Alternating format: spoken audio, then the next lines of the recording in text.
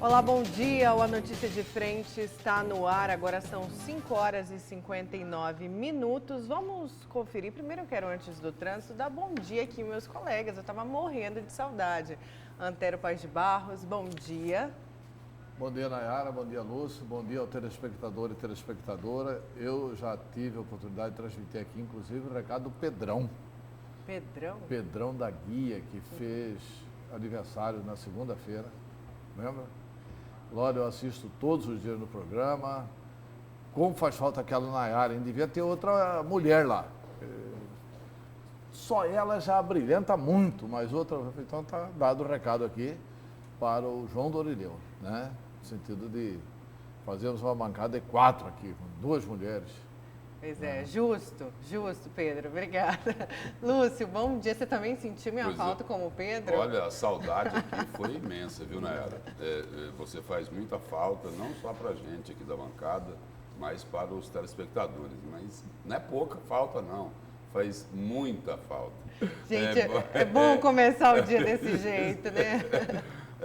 Bom dia, Nayara, bom dia, Antero, e bom dia a você que nos honra com a sua companhia. Eu só queria o seguinte, se pudesse, né, que eu estou sem ponto, né, ouvir a expressão da nossa editora. Eu já ouvi, Ariela, já ouvi o suficiente, né? Por todo mundo. Né? Por todo Mas não mundo. tem como reproduzir aqui. Não tem, não É pode. como também é preciso colocar, porque este é um jornal que trata de fatos e comenta só a verdade, né, que teve muita gente que colocou assim...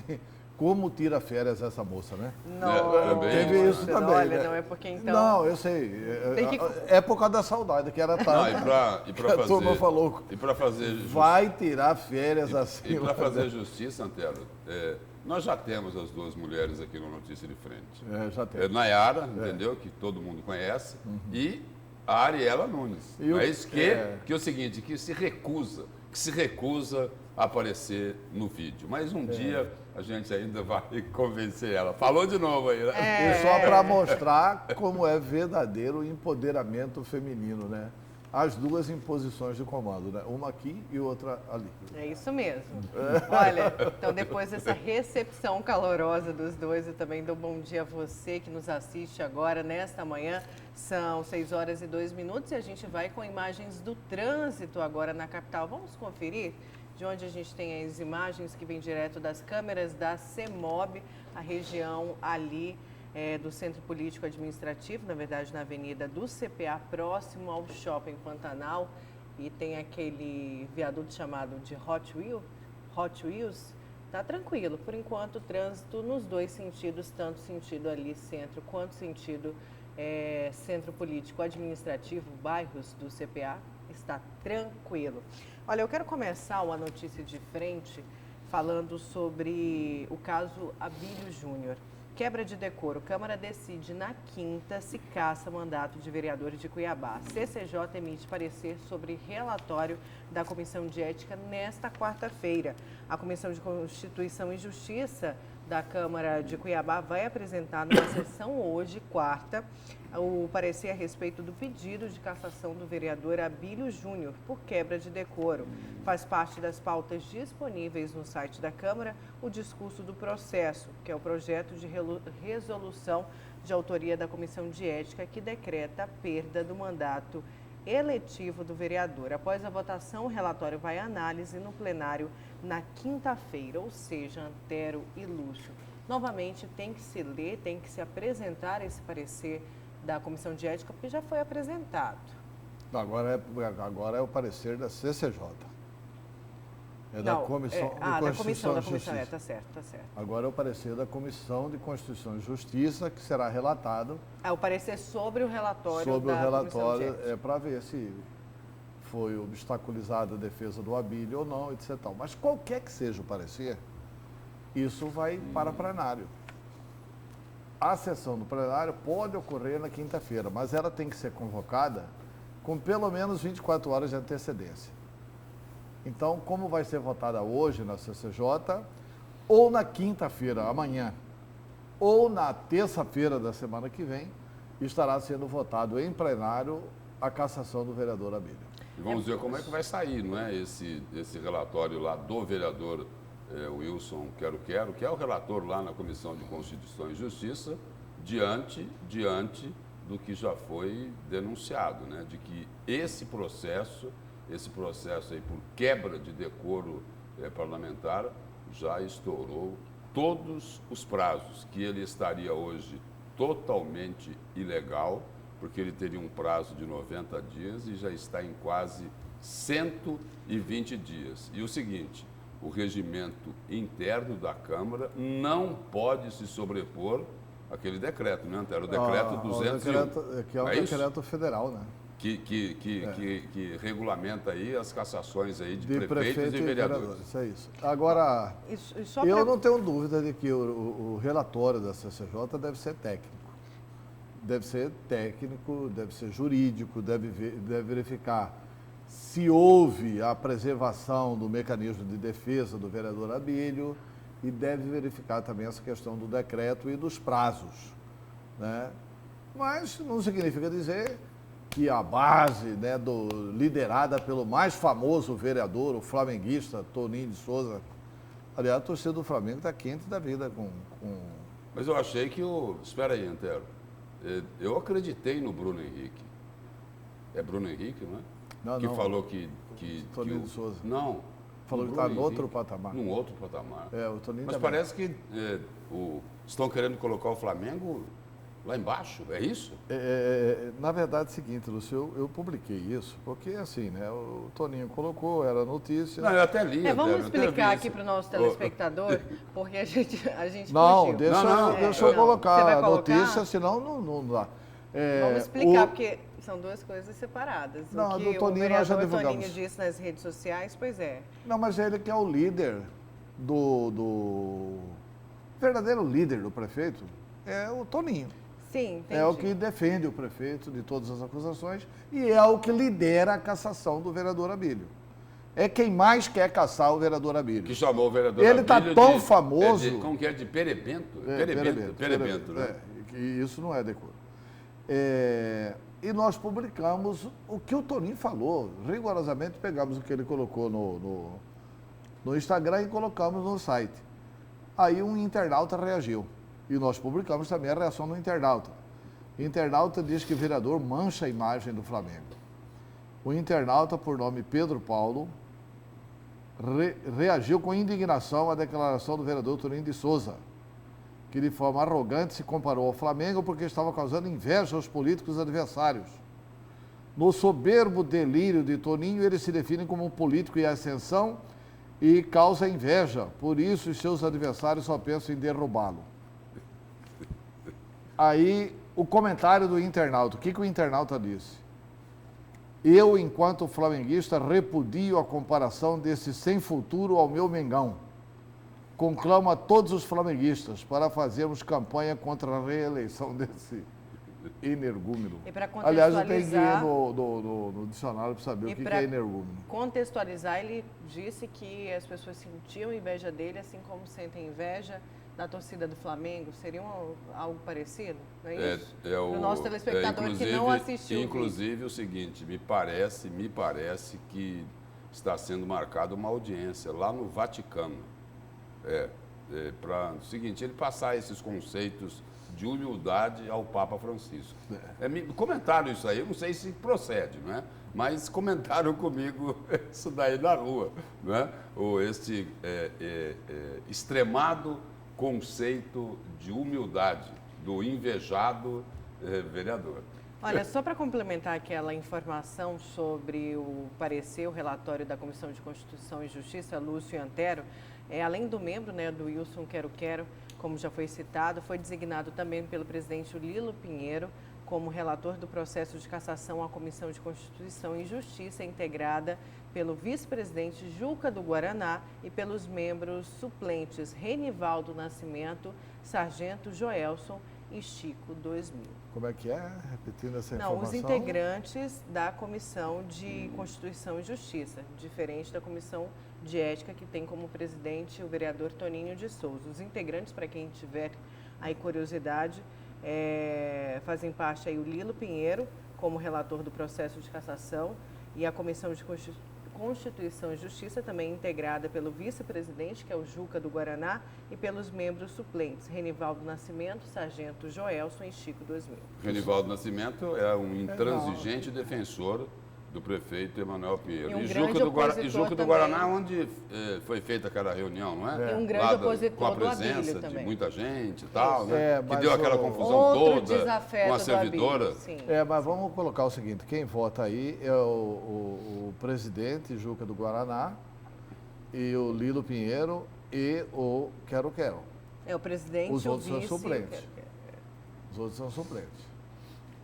E olha, falando em Câmara aqui, Nayara, só destacar aqui o seguinte, que o presidente do Legislativo, o Misael Galvão, vai ter que enfrentar aí um inquérito, né, aberto aí pelo Ministério Público por omissão de informações.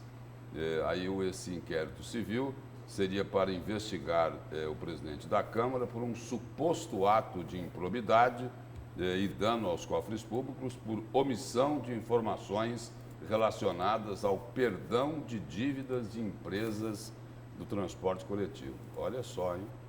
As empresas do transporte coletivo que prestam um serviço indecente, né? Um serviço horrível aos usuários aqui de Cuiabá, terão dívidas perdoadas. E aí? Vai se estender esse perdão de dívidas para outros segmentos ou não?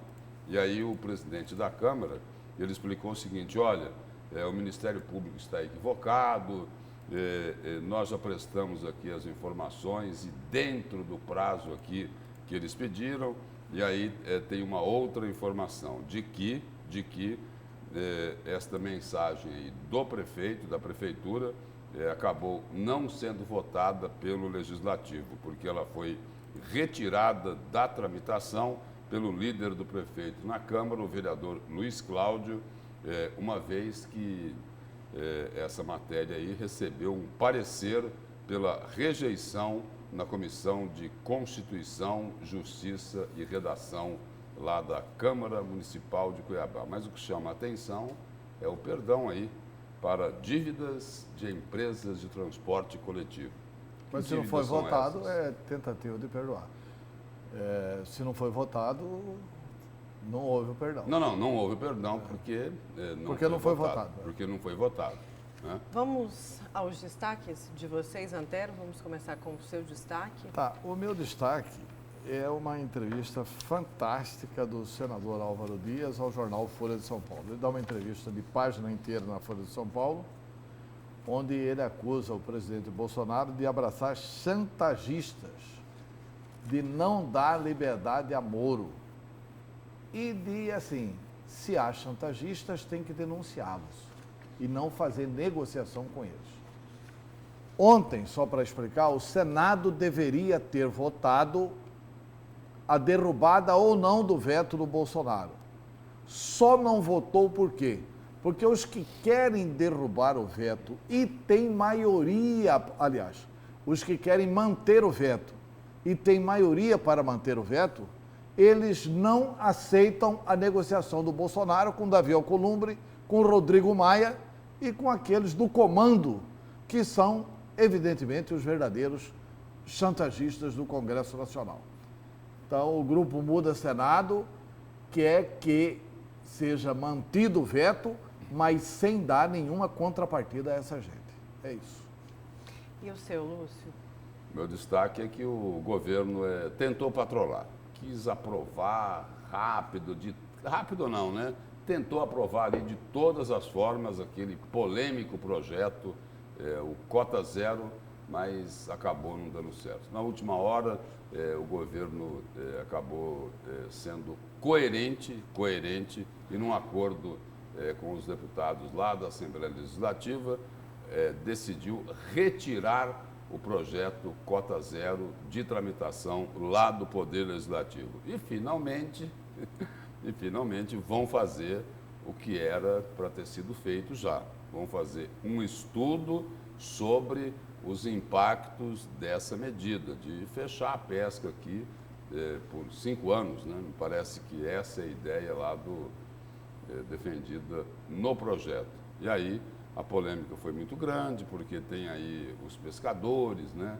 As famílias dos pescadores, milhares de pessoas que dependem dessa atividade e esse projeto precisa ser melhor explicado. E o governo teve que retirar por um motivo muito simples. Ele ia ser derrotado lá na Assembleia Legislativa. Então, o meu destaque de hoje é esse aí. Certo, Lúcio. Daqui a pouco, então, a gente volta a falar disso. Olha, vamos ao WhatsApp? Vamos aqui a participação do nosso telespectador, o WhatsApp aí na sua tela para você participar com a gente aqui do A Notícia de Frente. Olha, Ivonildo do Dr. Fábio participa. Bom dia, baluartes da notícia. O povo está tão ligado no caso do Abílio quanto ou não a sua cassação que esquece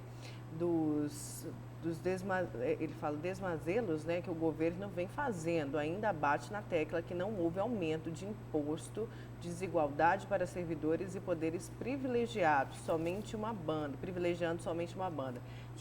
Desrespeito total com os servidores. E aí, eu não vou deixar de colocar aqui, né, gente? Olha só os bons dias que eu recebo. Seja bem-vinda, estava com saudade. O Alenor e a nossa outra colega, o nosso outro colega, o Júlio lá de Juara. Obrigada, né? Eu vou puxar um pouquinho aqui para o meu lado. Só um pouquinho, né, Nayara? Só um pouquinho. Só um pouquinho, Lúcio. Ela nunca leu o WhatsApp no início do programa, né? Gente, eu queria dar bom dia também, André. 15 dias longe do... Na área democrática. Não, 15 dias longe do nosso telespectador. Também sinto falta. Até eu vou ler um WhatsApp aqui que ela não deu. Bom dia, Nayara. Fala pro Antero e pro Lúcio que o Toninho está queimado. Estou só esperando ele vir aqui na feira do Osmar Cabral. O que, rapaz? Está aqui mesmo. Olha, acabou de chegar, né, na verdade, esse WhatsApp. Não, por gentileza, não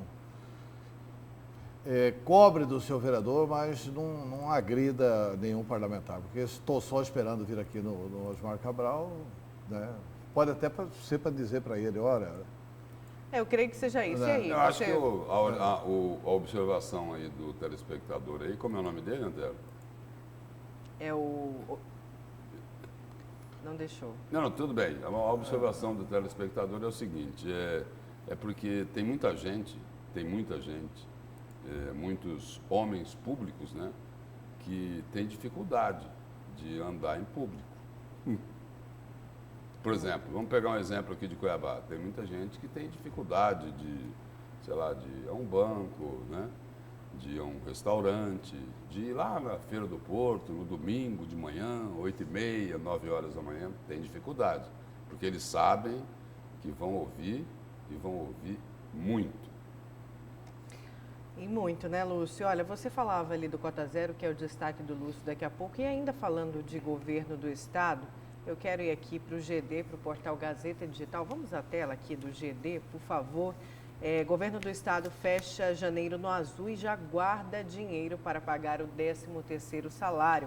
O governo de Mato Grosso divulgou nesta terça-feira o balanço das contas públicas do mês de janeiro de 2020. O governo fechou o primeiro mês do ano no azul e já conseguiu provisionar valores para manter o pagamento dos salários em parcela única e garantir a quitação do 13º aos servidores. O mês foi encerrado, então, com superávit de 17.600.000 reais. Aí o GD, o portal Gazeta Digital, traz o quadro aqui, que a gente já mostrou esse quadro algumas vezes, não esse, né?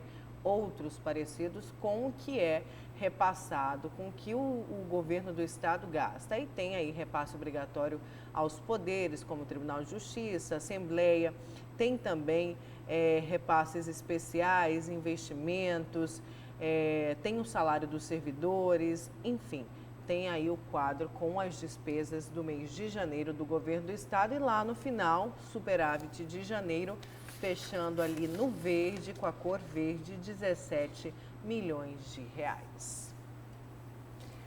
E vamos chamar agora uma entrevista no Jornal do Meio-Dia, porque o Observatório Social entregou na última sexta-feira à Assembleia Legislativa um ofício pedindo aos deputados que votem contra a verba indenizatória de R$ 35 mil da Conselheiros do Tribunal de Contas do Estado. Será, Lúcio, que passa?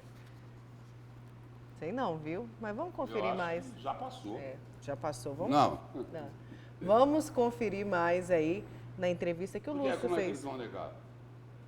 O que eles vão alegar para não votar? Como é que eles vão negar a aprovação da VI lá do Tribunal de Contas? Pois é, se eles têm uma bem maior do que do tribunal, que é de 65 mil Pois é. reais. Vamos ser sinceros. O que aconteceu nessa questão da VI, do Tribunal de Contas? A VI existia. A VI existia por costume. Ela não existia com amparo legal. A VI já vinha sendo paga. E aí o que aconteceu? O Tribunal de Justiça veio e decidiu, olha, precisa de lei. Aí eles materializaram. Ela inclusive materializaram fala na lei. Isso aí, quando eu falei, será que passa? Porque aqui, votem contra, né? Isso é bem difícil acontecer. Vamos conferir, então, na entrevista com o Lúcio, com a presidente da entidade, a Elda Valim. Confira. Essa verba indenizatória, ela já havia sido anulada, né? Suspensa por meio de uma liminar. Sim, foi suspensa em novembro. O juiz da Vara Especializada de Ação Popular, Dr. Bruno, ele entendeu que não havia legalidade, né, e mandou suspender o pagamento. E ele questionou essa legalidade em função do quê? Porque a lei que eles se apoiavam era a lei dos deputados estaduais. Então, eles alegavam que se aplicava ao Tribunal de Contas do Estado, porque eles também são legislativo, mas o juiz entendeu que não. Mas além dessa, que não tinha lei, quando eu visitei o juiz, eu disse isso para ele, doutor, se tivesse lei, seria inconstitucional.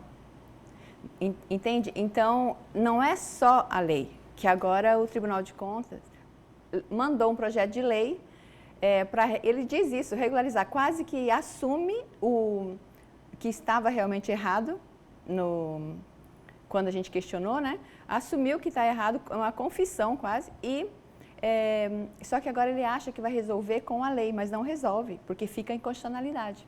Agora, o que é que resolve? Por exemplo, lá foi anulada por uma liminar, suspensa.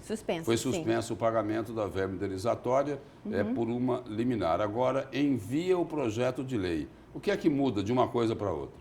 Então, resolve a questão da legalidade.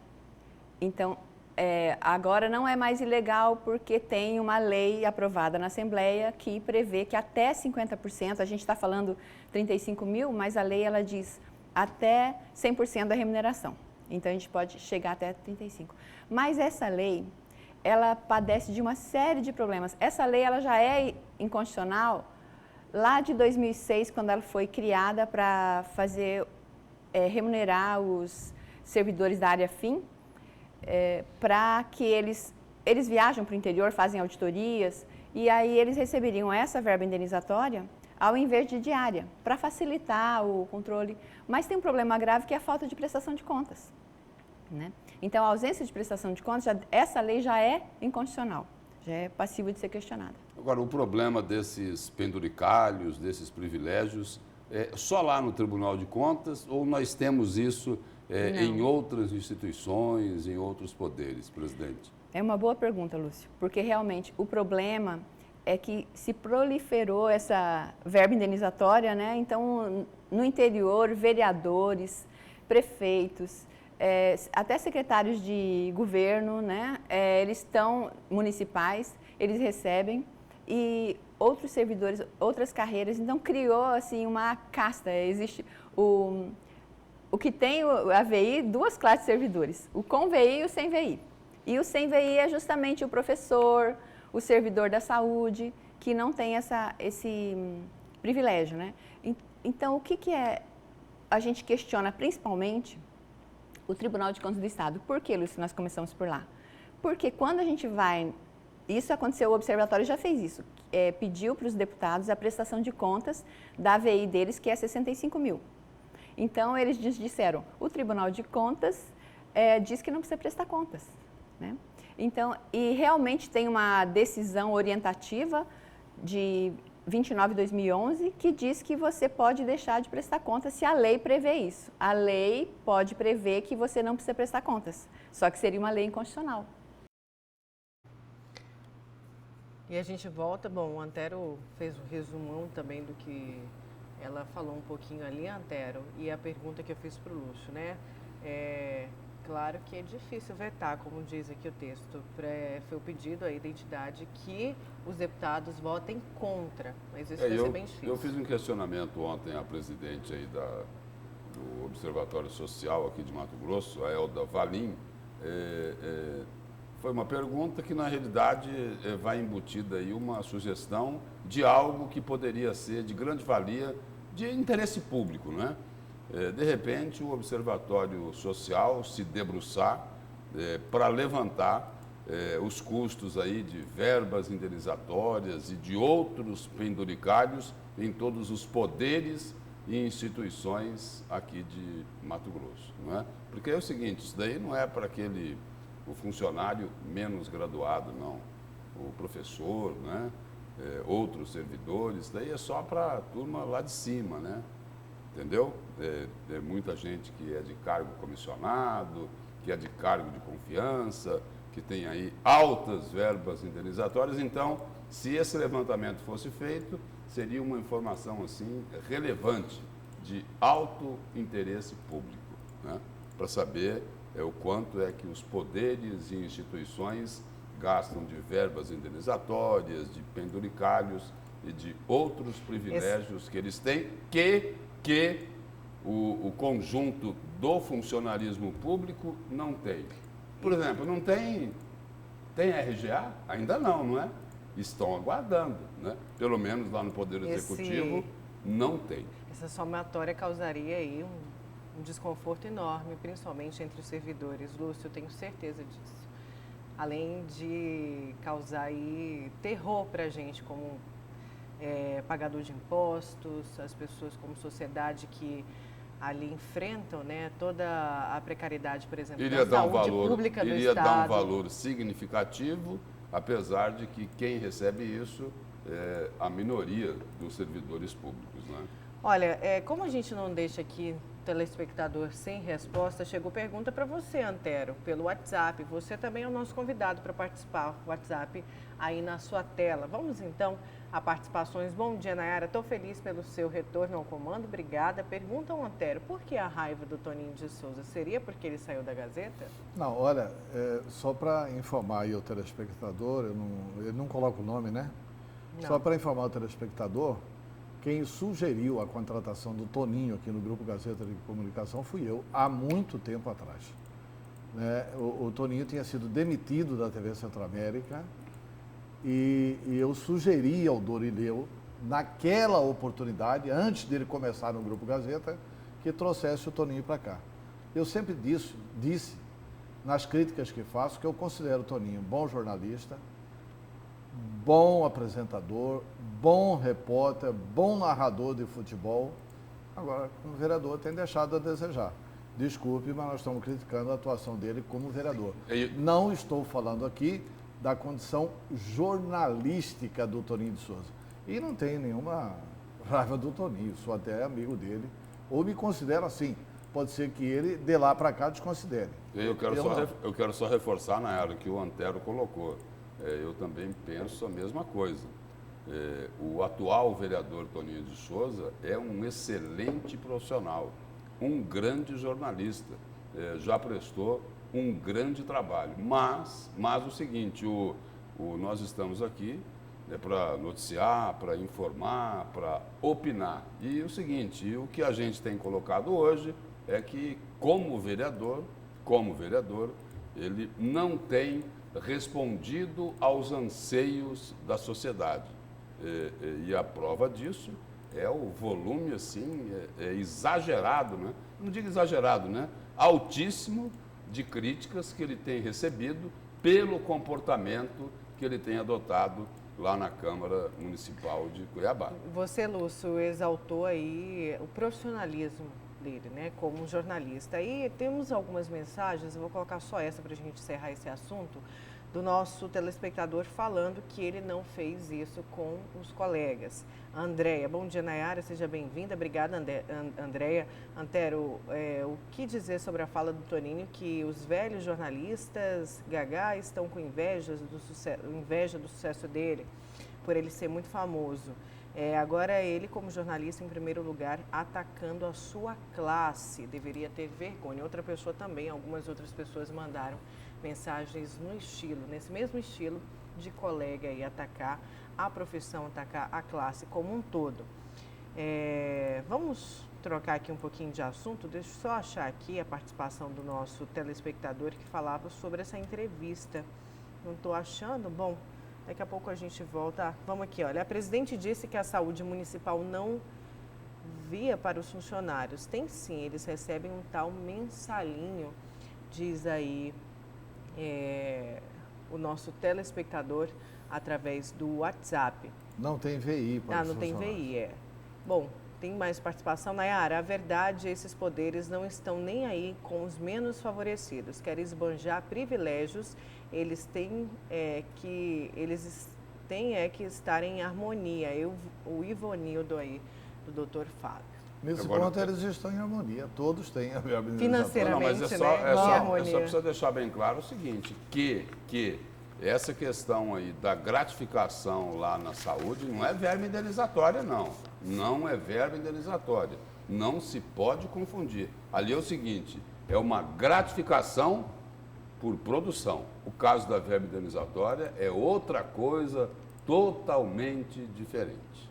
É isso? Totalmente diferente. Olha, vamos para o nosso primeiro intervalo.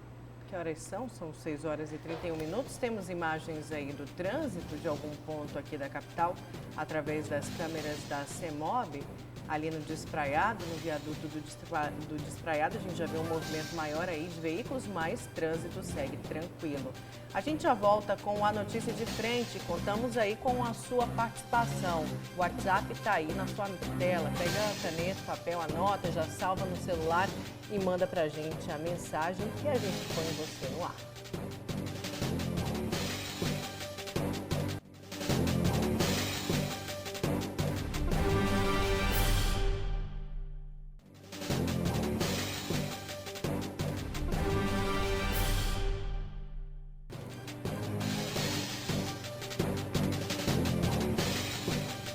Voltamos com a notícia de frente, agora às 6 horas e 34 minutos, 23 graus aqui na capital Mato Grossense. Olha, a CPI da sonegação fiscal da Assembleia Legislativa retornou os trabalhos e promete revelar a caixa preta do setor de mineração. Os detalhes com o repórter José Porto.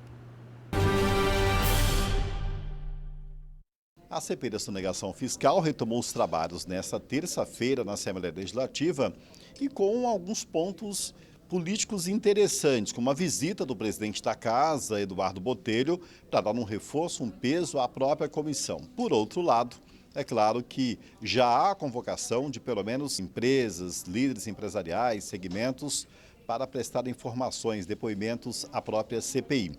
E é claro que agora essa etapa é para a mineração, que vem desde a água mineral, tem a questão do ouro, vários outros minérios em Mato Grosso, que é um sistema que funciona numa espécie de caixa preta. Nós vamos conversar com o deputado Wilson Santos, que é o presidente da comissão, e também com o relator dessa CPI, o deputado Ondonir Bortolini. Deputado Wilson Santos, preocupa os trabalhos desse retorno agora? Como é que volta essa CPI? Preocupa porque nós estamos mexendo com o poder econômico do Estado. Agronegócio, mineração, frigoríficos e combustíveis. Preocupa sim. Os deputados têm consciência da gravidade dos assuntos e nós temos consciência maior ainda do quanto se sonega em Mato Grosso. Já fechamos o relatório do setor de combustíveis, 600 milhões de sonegação por ano. Mineração é um voo cego, não sabemos o que vamos encontrar. Sabemos que há um desgaste ambiental gigantesco e o faturamento em favor dos municípios, do Estado, é mínimo em relação à arrecadação bruta. É uma área sensível e nós vamos seguir em frente. Essa é a área da mineração, né, específica. O presidente Eduardo Botelho veio até a comissão para hipotecar aí um apoio político. É preciso? Estava ameaçada essa CPI? Estamos encontrando obstáculos na Secretaria de Fazenda. Desde o mês de outubro, a Secretaria não nos encaminha documentos solicitados e o deputado Eduardo Botelho colocou-se à disposição para ainda esta semana abrir o diálogo com o governador para que a CPI tenha acesso a toda a movimentação de exportações feita pelo agronegócio entre os anos de 2013 e 2016. São documentos fundamentais para que a Assembleia conheça o modus operandi da sonegação no setor do agronegócio. Então, a CPI ganhou um reforço com a presença física aqui, moral e política do deputado Eduardo Botelho.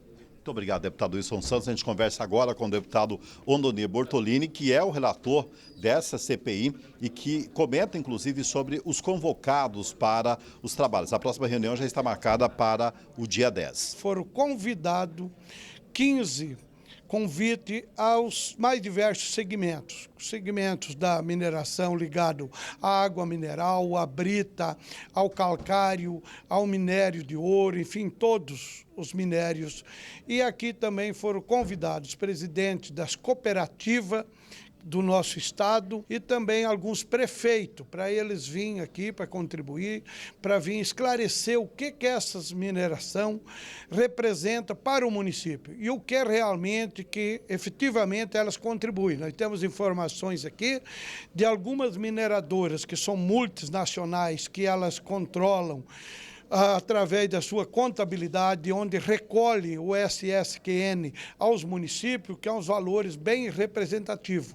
E é isso que nós queremos entender, se os nossos empresários locais, os empresários do nosso país, que aqui também exploram essa atividade, cumprem com o seu dever, recolhendo seus impostos no município. Então, é um trabalho amplo que vai se retomar agora, com prazo de 180 dias. Com as imagens do Edilson Paulo, José Porto para a Notícia de Frente. Obrigada, Porto.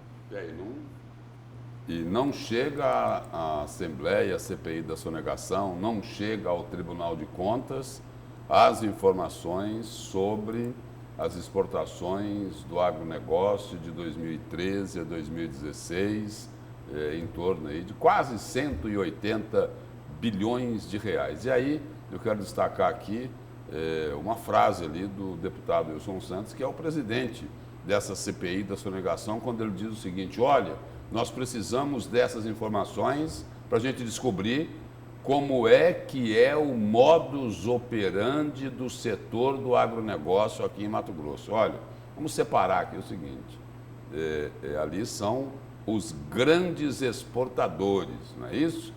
As tradings é que estão ali, não é isso? Mas o que o deputado Wilson Santos fala, o presidente da CPI, ele fala modus operandi das exportações, da sonegação nas exportações de Mato Grosso. Então, o presidente da CPI já está convencido de que tem sonegação e sonegação das grandes nas exportações do agronegócio. Ou seja, as suspeitas parece que podem se confirmar de que tem maquiagem nas exportações do agronegócio. Dizem que vai exportar e fica no mercado interno para não pagar imposto. Olha, vamos a mais uma participação aqui do nosso telespectador no WhatsApp a Notícia de Frente. Vamos aqui à tela, por favor. Enquanto isso, os servidores do Poder Executivo amargam o não recebimento do da RGA, aumento da alíquota da Previdência, aumento do tempo de contribuição e salários atrasados, fora o mês trabalhado, diz aí o nosso telespectador. Reclama, na verdade, da situação do servidor público aqui em Mato Grosso. Vamos ao seu destaque, Lúcio, que ainda falando de governo? Vamos lá, Nayara. O governo tentou patrolar, tentou aprovar, pressionou, mas não teve jeito. foi obrigado a recuar, o que foi uma atitude coerente. Estou falando aqui da retirada lá da Assembleia Legislativa do polêmico projeto Cota Zero, que defendia lá a proibição da pesca por pelo menos 5 anos. E aí, depois de muito debate, o governo e a Assembleia Legislativa e também os comerciantes aí do setor de pesca, o governo resolveu retirar esse projeto lá da Assembleia Legislativa. E aí, o acordo, de acordo aí com as informações do presidente da Assembleia, Eduardo Botelho, respeitou a falta de conhecimento tanto do Poder Legislativo, e olha só, quanto do Executivo também, em relação a essa matéria. O parlamentar também explicou que estudos serão realizados para que o assunto, aí sim, volte a ser discutido. Ou seja, não tinha estudo nenhum sobre esse projeto Cota Zero. Olha só, a proposta era de uma medida, né, que iria atingir milhares de pessoas e sem estudo nenhum. O fundamento foi que os próprios deputados não tinham um estudo para subsidiar uma decisão, então foi um consenso dos deputados que não podiam votar um projeto que não tinham conhecimento técnico. E aí também ficou provado que o governo igualmente não tinha nenhum estudo, então foi um consenso entre o próprio governo e os deputados, destacou o presidente lá da Assembleia, o deputado Eduardo Botelho. O secretário adjunto lá da Casa Civil, Carlos Brito, declarou que o governador Mauro Mendes se sensibilizou com as solicitações dos setores que vivem da pesca, assim como dos deputados, e decidiu suspender as discussões até que elas possam ser respaldadas por novos estudos. Aí que eu falei aqui do aspecto da coerência, de que o governo foi coerente em retirar o projeto. Ou seja, enviou um projeto lá para a Assembleia sem nenhum estudo técnico para embasar aquilo que o governo defendia. E aí a informação aqui é de que o governador foi sensível ao pedido da Assembleia, as ponderações levadas até ele pelo deputado Botelho. Isso daqui é a informação do secretário adjunto lá da Casa Civil, Carlos Brito. Toda essa mobilização chegou ao governo e o governo enxergou o quanto é importante essa iniciativa do projeto, tanto nos aspectos sociais, econômicos e ambientais. Então é o seguinte, é uma medida coerente do governo do Estado em retirar o Cota Zero que estava tramitando lá na Assembleia Legislativa, até porque, da forma como está, este projeto não iria ser aprovado lá na Assembleia Legislativa. E é preciso considerar o seguinte, muitos pescadores, não é o pescador que está depredando, que joga a rede, não é esse não. O pescador é aquele que a família dele depende da pesca. Não, eu sei, Antero, que você não concorda comigo, não é isso? Agora é o seguinte, vai o quê? Não tinha nem a previsão de um salário mínimo. Lúcio, nem essa previsão tinha lá no projeto. O próprio presidente da Assembleia, o Eduardo Botelho, confirmou isso. É do mesmo partido do governador. Ele falou, não tinha estudo. Nem essa previsão. Eu acho que o projeto é coerente mesmo. Continua autorizado a pesca predatória. Nem essa previsão tinha lá no projeto. O governo que coloque lá a fiscalização. Agora é o seguinte, acabar com uma atividade de 20, 30, 40 anos... E é o seguinte, olha, você vai pegar aqui ou vai ter um salário mínimo para você. E aí, vai resolver? Espera aí, tudo bem. É importante o turismo? Agora é o seguinte, entre o pescador que vai vir lá de São Paulo, Rio de Janeiro, Roma, Madrid, né, Estocolmo, Zurique. Agora, entre esse pescador que vai vir para cá, eu prefiro esse aqui. Não é para acabar, não é para acabar. 2020 anos depois de Cristo, o peixe não acabou. Agora vai acabar. E tem o seguinte, tem que ver também o seguinte, se não tem nenhum bacana, nenhum grandão por trás disso, muito interessado nessa medida.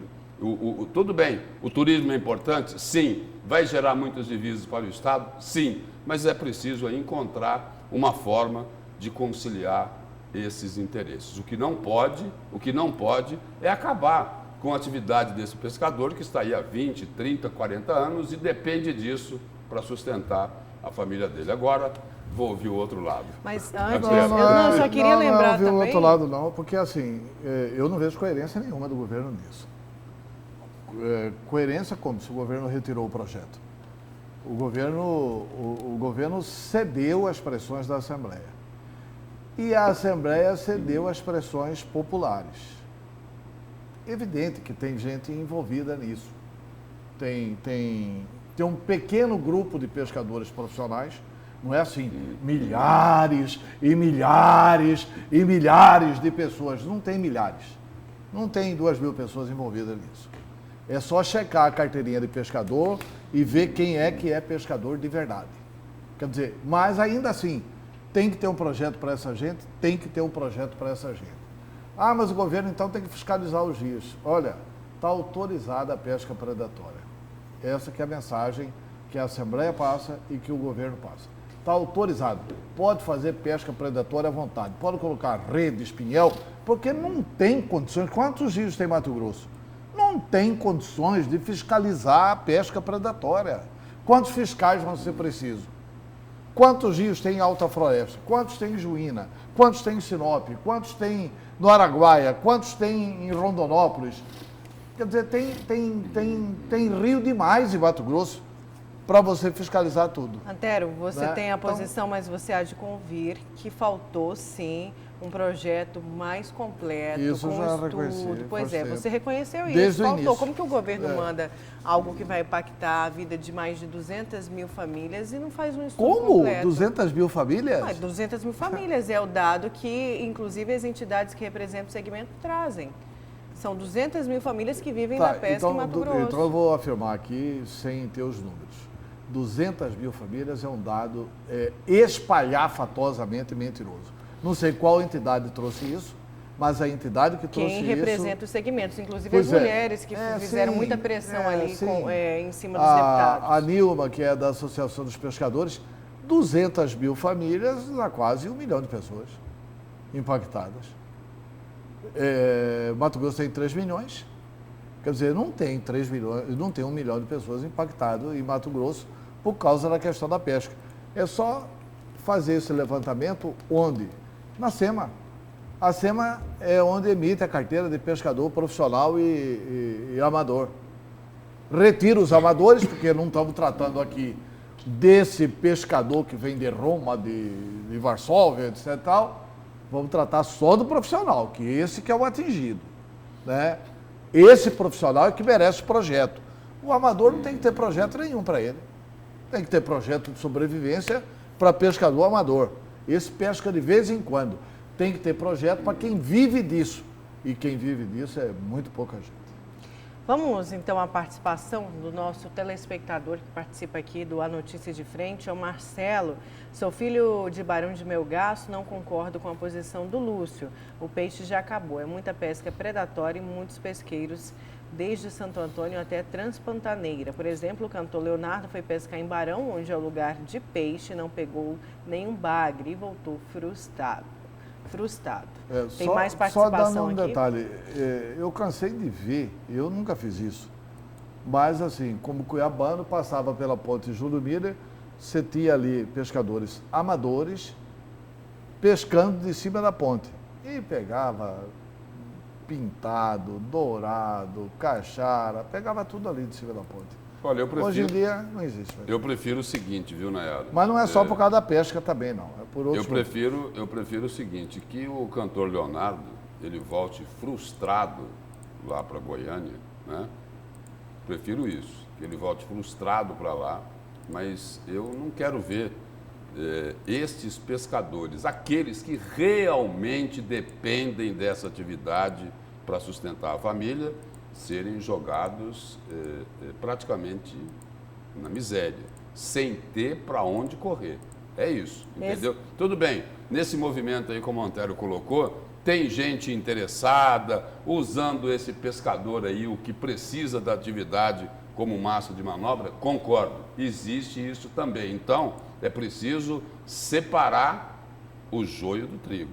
É preciso separar o joio do trigo. Tem gente com boas intenções e tem gente com intenções nem tão confessáveis publicamente. É isso? Mas quem estava frustrado era a população, eram as famílias com esse projeto. Tem mais participação aqui? Vamos lá. Com certeza tem algum bacana. Vamos à tela, por favor. Com certeza tem algum bacana com tanques cheios de peixe para vender. É o Gil lá de Rondonópolis. Tem mais participação. Bom dia, bancada. Existem dois lados da moeda. Os pescadores que sobrevivem da pesca e os municípios que têm na pesca sua fonte de recurso, que seriam prejudicados. Meu nome é Gabriel Martins, do Pedra 90. Concordo com o Lúcio que tem gente grande por trás deste projeto. É a participação aí do Gabriel, enfim, outras pessoas. É um assunto que divide também opiniões, Lúcio. Tem gente que concorda com o Antero, mas tem gente que, claro, fala que esse projeto... Não, já ouvimos falar aí que, olha, tem tubarão atrás disso. Agora, poucos dias atrás aí, teve reclamação o seguinte, de que tinha uma ideia aí de concentrar a compra num único frigorífico de pesca. Então é o seguinte, é preciso... Então é o seguinte, agora, esse estudo aí da Assembleia, porque deve unir aí essas pessoas que representam o setor, vai reunir lá a Assembleia Legislativa, o governo do Estado, então é importante, né? Esse estudo aí vai dar um balizamento melhor aí para discutir esse projeto Cota Zero. Só para reposicionar aqui, né, história. Eu me lembro, menino, jovem, com 20 anos de idade, começando a minha atividade política e estudantil, de Evaldo de Barros, Gilson de Barros, Clóvis Pitaluga de Moura, Dante Martins de Oliveira, de passeatas em Cuiabá, fazendo contra o frigorífico Pampesca. Quando a gente fala assim, olha, nós temos frigorífico aí, tem gente frigorífico, o que acabou com o Rio foi depois que chegou o frigorífico, porque o pescador profissional, ele sobrevivia do rio, o ribeirinho sobrevivia do rio, mas não tinha para quem vender. Aí veio a Pampesca. Foi instalada aqui no governo de Frederico Campos, e a partir daí houve a destruição industrial. Nenhum rio brasileiro sobreviveu à pesca industrial. E a pesca industrial, eu não sei fazer, o Lúcio não sabe, o telespectador normal não sabe. Quem sabe colocar espinhel, rede, tarrafa, jogar isso é pescador profissional, né? Mas acho que eles têm que ser protegidos, mas acho que tem que ter um paradeiro e preservar o rio. Infelizmente, o governo jogou fora aí, até porque o governo não tinha projeto. A verdade é essa. O governo só tinha uma ideia, mandar para lá a proibição. Tinha que ter mandado o projeto junto, inclusive para garantir a sobrevivência dos pescadores. Tem mais participação antes do intervalo? Bom dia, Antero, realmente está coberto de razão. Não existem 200 mil pessoas que vivem, não é pessoas, famílias que eu falei aqui, segundo a entidade que representa... 200 mil famílias dá 1 milhão de pessoas. O projeto Cota Zero é importante, vai revitalizar nossos rios, é um projeto doloroso, no entanto, fundamental para a sobrevivência. Aí tem mais gente aqui participando, não concordo com a posição do Antero, que demonstra não ter lido o projeto de lei do governo. Esse projeto de lei visa amparar grupos econômicos que criam peixe de tanques. Mais de 3 mil famílias vão desde os catadores de isca até os empresários que vivem da pesca dos mais variados segmentos. É a Karina Almeida. Karina, só um detalhezinho. O planeta Terra tem mais de 7 bilhões de habitantes. E tem um negócio que falta no planeta Terra, é a tal de comida. Por isso que lá em Sorriso não tem rio, assim, piscoso, e lá é o município onde mais vende peixe de água doce. Que o ex-prefeito lá de Sorriso tem um pesqueiro, agora ele está fazendo um frigorífico para ele mesmo exportar, né? É o que mais vende peixe de água doce no Brasil. E lá não tem rio. Quer dizer, o mundo inteiro vai continuar comprando peixe de pesqueiro. Isso aí é bobagem, porque falta comida no mundo. Vamos então para mais um intervalo. Agora são 6 horas e 56 minutos. Temos imagens do trânsito antes de ir para o intervalo. Através das câmeras da CEMOB, temos imagens. Vamos ver aí. República na do Líbano? Avenida, isso mesmo. Arquimedes Pereira Lima. Não, é na Arquimedes. É na Arquimedes, na ali, ó. Arquimedes. Trânsito já muito mais movimentado aí nesse trecho, nos dois sentidos. A gente vai para o intervalo, na volta a gente continua com a notícia de frente.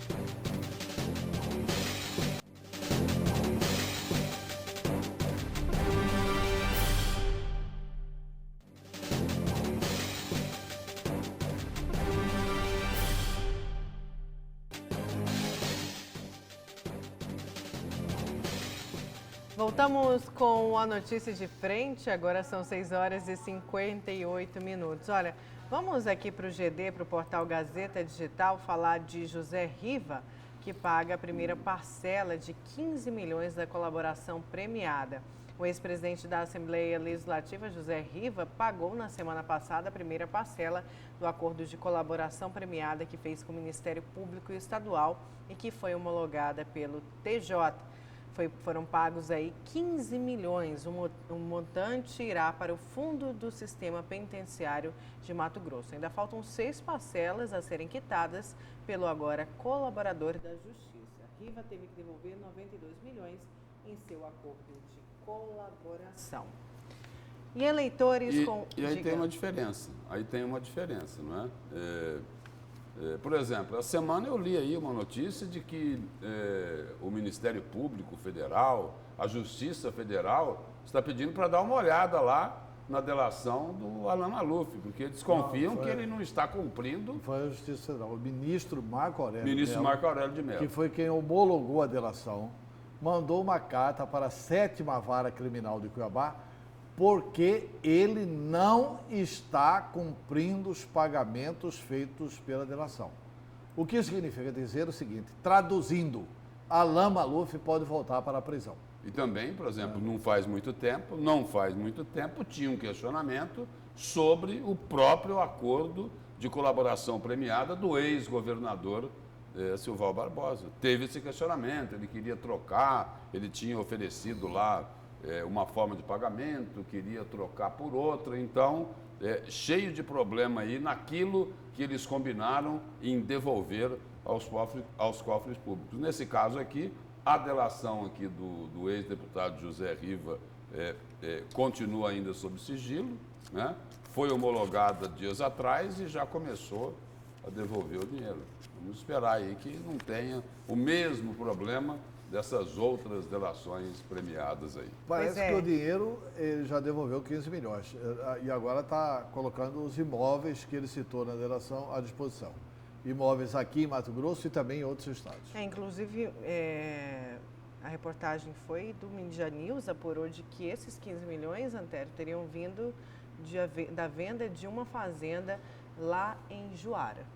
Já essa primeira parcela, tem mais 6 parcelas aí para que ele devolva. E lembrando que o acordo possui aí 58 anexos que estão armazenados em caixas tipo box. E tem aí muita coisa. Tem muita coisa e só lembrando ao desembargador Marcos Machado que foi muito importante ele homologar. Parabéns ao desembargador, parabéns ao Ministério Público, mas vamos respeitar o artigo 37 da Constituição, que fala que é princípio da administração pública, um deles é a publicidade. Tem que divulgar logo esse acordo, né? E aí não vai acontecer nada? O único acontecimento é o Riva pagar a conta e ninguém mais vai ser punido? Não vai ter operação nenhuma? Como é que é isso? Pois é. Olha, vamos para o seu destaque, Antero? Vamos. O meu destaque é em cima de uma declaração que eu considerei espetacular do senador Álvaro Dias e que foi destaque, inclusive, no jornal Folha de São Paulo. O senador Álvaro Dias, por incrível que pareça, ele tem defendido o presidente Bolsonaro e tem defendido a manutenção do veto do presidente. Há um artigo que criava lá a figura de um relator da Comissão de Orçamento do PSD do Ceará. Quem que escolheu esse relator? Rodrigo Maia. Isso aqui da CPI. O Dorideu vai querer investigar por que tem essa mosca aqui no estúdio. E o problema é o seguinte. O senador Álvaro Dias destaca o seguinte: Bolsonaro abraça chantagistas, não dá liberdade a Moro e ataca o Congresso. O senador faz uma crítica ao seguinte: se há chantagem no Congresso, ela tem que ser repudiada pelo governo. Mas o governo precisa nominar os chantagistas. Ele é contra esse ataque coletivo ao Congresso Nacional. Eu também sou. Porque o Congresso são 81 senadores e 513 deputados federais. Esse é o Congresso brasileiro. E a maioria do Senado, inclusive que não apoia o presidente Jair Bolsonaro, está apoiando a manutenção do veto do presidente. Eles só estão fazendo uma exigência: que o presidente não negocie com os comandantes do Congresso. O senador Álvaro Dias diz o seguinte: o presidente não pode ser tigrão com os mais fracos e chuchuca com quem comanda. O senador Álvaro Dias coloca nessa entrevista claramente o seguinte: o presidente não é tigrão quando ele sai ali na porta do Palácio Alvorada, onde mora, e faz declarações contra jornalistas, aí não é forte e tal para enfrentar. Nós não queremos que ele faça acordo com o Rodrigo Maia, com o centrão da Câmara e com o presidente do Senado, Davi Alcolumbre. Não tem que fazer acordo nenhum. Nós temos que manter o veto sem acordo. É por isso que não foi votado ontem, porque o governo federal está fazendo acordo com o centrão. O governo tem votos para manter o veto no Senado. Não é que essas pessoas são do bloco governista, não é isso não. É que a oposição está votando com o governo. Não se sabe a realidade da Câmara. E essa é a ameaça. Aí o senador Álvaro Dias argumenta o seguinte: o presidente abraçou os chantagistas, é o que diz o Álvaro, porque fez um acordo. Ninguém pode ser um tigrão com os mais fracos e chuchuca com os que comandam. Aí o Álvaro Dias argumenta: quem escolheu os que comandam o Congresso? São eles, Davi Alcolumbre e Dodem. Todos estamos lembrados que o Onyx Lorenzoni, em nome do presidente Jair Bolsonaro, foi de gabinete em gabinete para eleger o Davi Alcolumbre. É um dos chantagistas. Rodrigo Maia, do DEM do Rio de Janeiro, para se eleger presidente da Câmara dos Deputados, teve apoio do presidente Jair Bolsonaro. Fernando Bezerra Coelho, do MDB de Pernambuco, é o líder do governo. Eduardo Gomes, do MDB de Tocantins, é o líder do governo no Congresso. E Vitor Hugo, do PSL de Goiás. Todos foram apoiados pelo governo. E agora está sendo feito um acordo nessa questão do orçamento com esses senhores. Então, os chantagistas seriam os escolhidos do presidente. É o que diz o Álvaro Dias. O que o Álvaro Dias quer, eu tenho certeza absoluta, é o que o povo brasileiro quer. O povo brasileiro quer manter a prerrogativa do presidente de gastar o orçamento, porque é um golpe branco isso que o Rodrigo Maia está propondo, de transferir a caneta para um deputado federal do Ceará. Aí, para liberar uma ponte em Mato Grosso, é esse deputado federal do Ceará. E quem manda no deputado federal do Ceará é o Rodrigo Maia. Isso é uma brincadeira de criança. O Brasil não votou esse sistema parlamentarista. Então, o Álvaro Dias está absolutamente certo de apoiar o presidente Bolsonaro nisso. Tomara que seja mantido o veto. O Congresso deve votar hoje e tomara que seja mantido o veto sem fazer nenhuma concessão a chantagista. Eu acho que isso que é importante.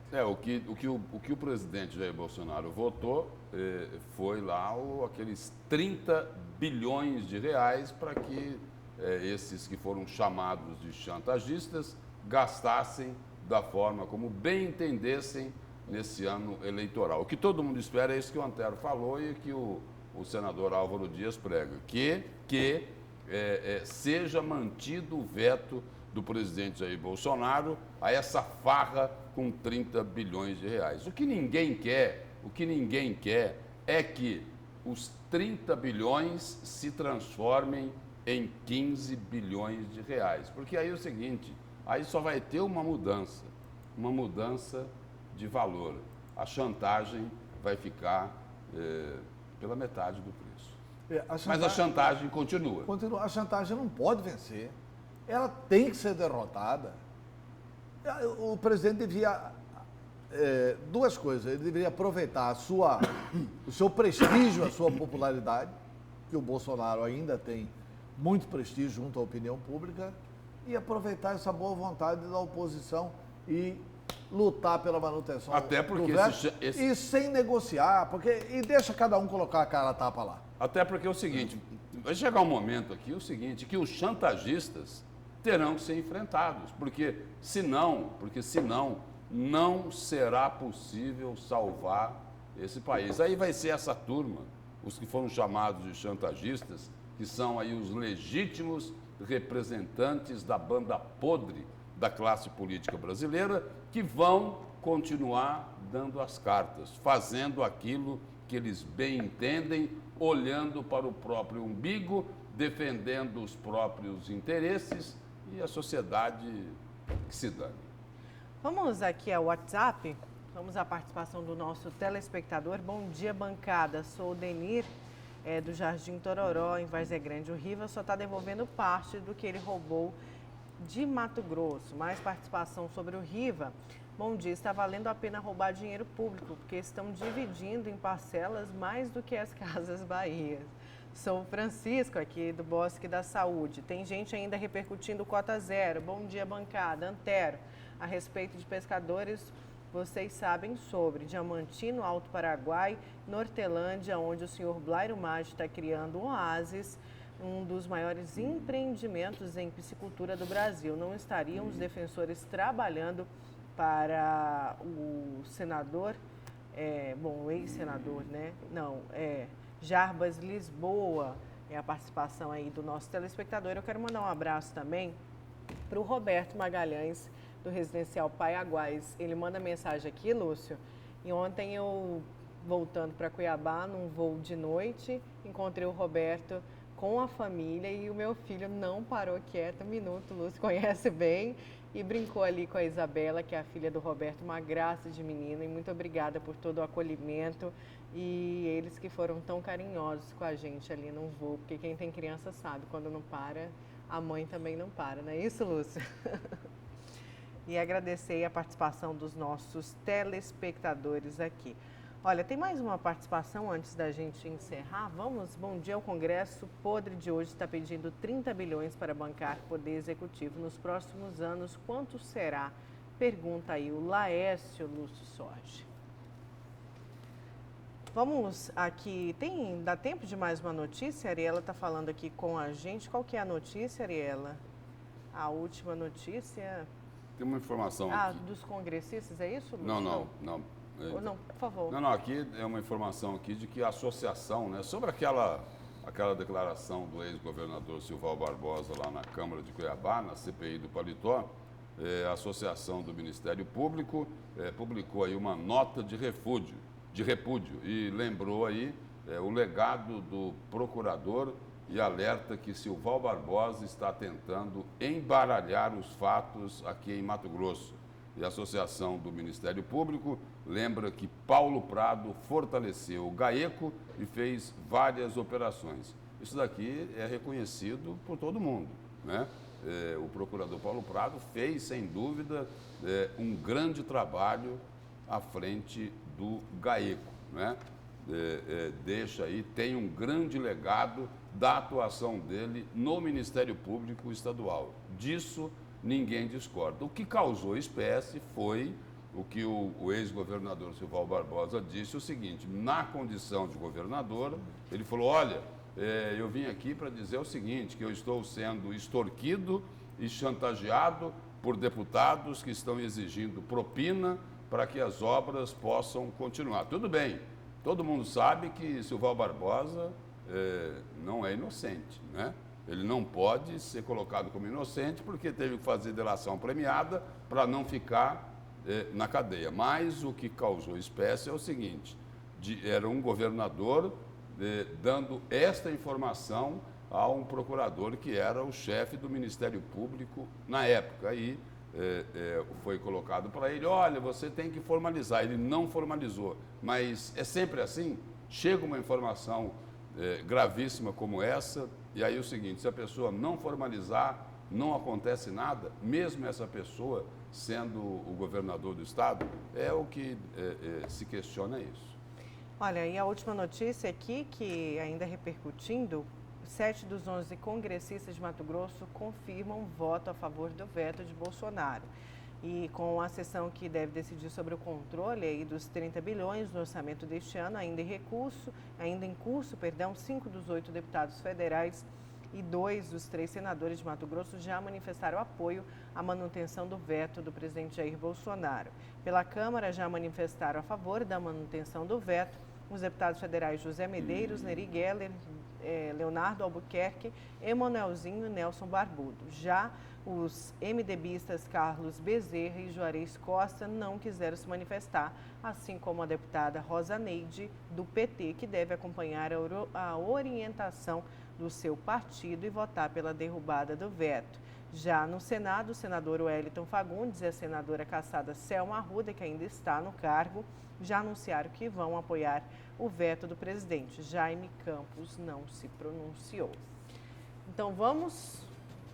Vamos, coincidência, né? Os ligados a Rodrigo Maia não se pronunciam, né? Jaime Campos... E o grande líder do PT passou a ser o Rodrigo Maia, né? Jaime Campos do ligado ao Davi DEM. Alcolumbre, do DEM. Então vamos, Antero. Bom dia, obrigada. Até Lúcio, amanhã. bom dia, obrigada. Bom dia. Bom dia a vocês de casa, muito obrigada. A gente volta a se encontrar amanhã e vamos encerrar agora com imagens. Agora sim, Lúcio, ali da região da República do Líbano, saída aí para Chapada, guia, trânsito, ainda tranquilo na região, mas com maior movimento. Até amanhã.